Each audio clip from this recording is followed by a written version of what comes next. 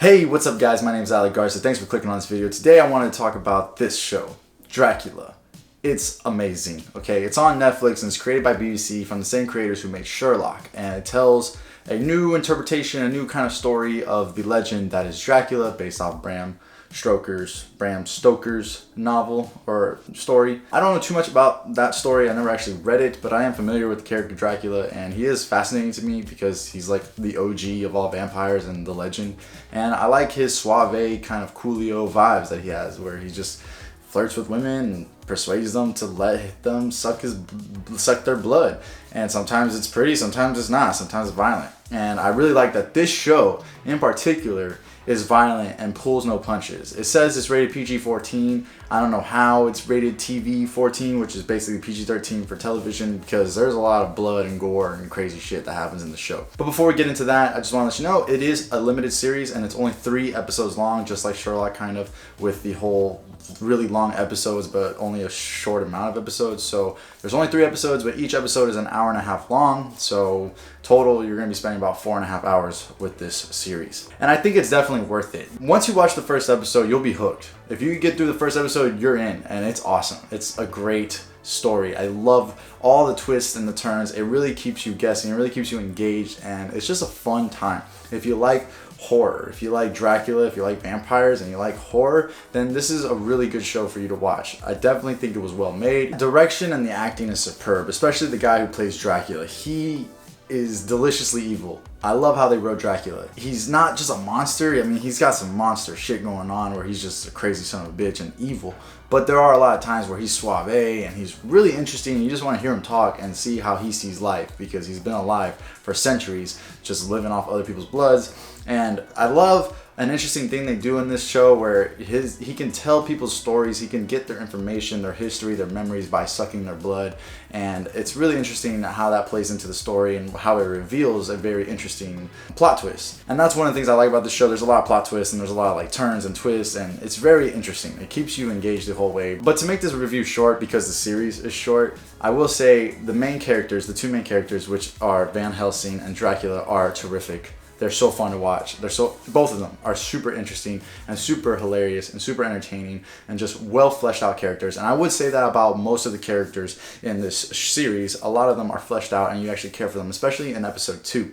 Like I said, each episode is kind of its own thing. So if you watch the first episode, just know that when you go into the second episode, it's going to be a whole different thing, which is kind of fun because you're getting like 3 movies in one series. The problem with that is the first episode is awesome. Great introduction, great starting point, and letting you know the tone and letting you know how the show is going to go down, and basically introducing you to all the characters and the main players in the show.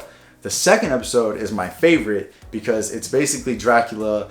It's a horror film with Dracula on a ship, on a boat, with these people who need to survive until they get to where they need to go. And that was really fun and terrifying. I think episode 2 was the strongest by far.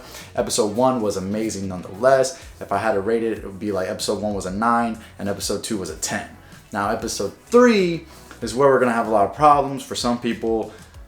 I've seen it all over the internet. A lot of people hated episode 3 and they really think it ruins the entire show. I don't think it ruins the entire show, and I don't think it was as bad as people say it was, you know, but that's just my opinion. It's a big twist. I can't tell you what happens in episode 3, but basically episode 3, because of the twist, a lot of people didn't like it. But I stuck with it. Me and my girlfriend, we watched it and we enjoyed it. It wrapped up very nicely, I think. There are some weak aspects to episode 3. It is the most boring, I would say. And it's the episode that has the most time away from our main characters, the people that we actually want to see. So that is a big problem. But it does come around in the end, and it does offer an ending we haven't seen to the Dracula story, and it shows some things about Dracula we've never seen before.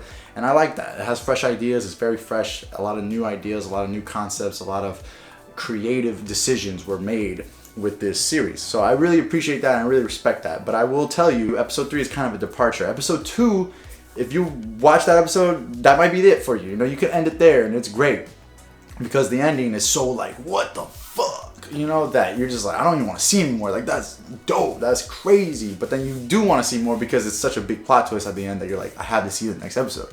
So I watched the next episode and I did enjoy it, but I will say that last episode is like a 7 out of 10 compared to the first 2 episodes. The first 2 episodes were amazing. The first one really got me hooked. I was scared watching it. It is pretty scary in some aspects. I mean, it depends on your level of scary. I got scared on the first episode. So episode 2 is by far my favorite, and episode 3 is kind of where it goes, but it's still overall very well done and good.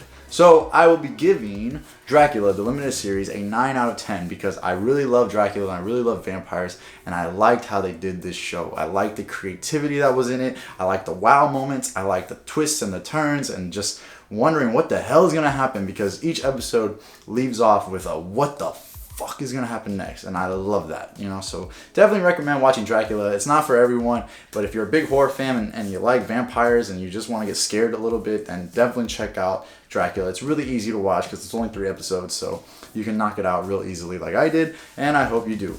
But that's all I got. If you've watched the show, let me know what you thought in the comments below. What was your favorite episode, and did episode 3 ruin it for you, or were you kind of okay with it and just rolled with the punches? Either way, let me know in the comments below. My name is Alec Garza. Thank you so much for watching. This was a quick review, just me spitting out some thoughts, but I definitely had an amazing time watching Dracula, and I wish it was longer because it was just so fun and addicting to watch. I watched it all in one night.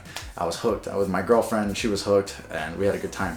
So thank you to the creators, thank you to the actors, and everyone part of that project, because it was one of the best limited series I've seen in a while. So that's my take on Dracula. Let me know in the comments below what you think. Again, my name is Alec Garza. Appreciate you guys so much for watching this video. Please like, subscribe, and share, and I'll see you next time. Cheers.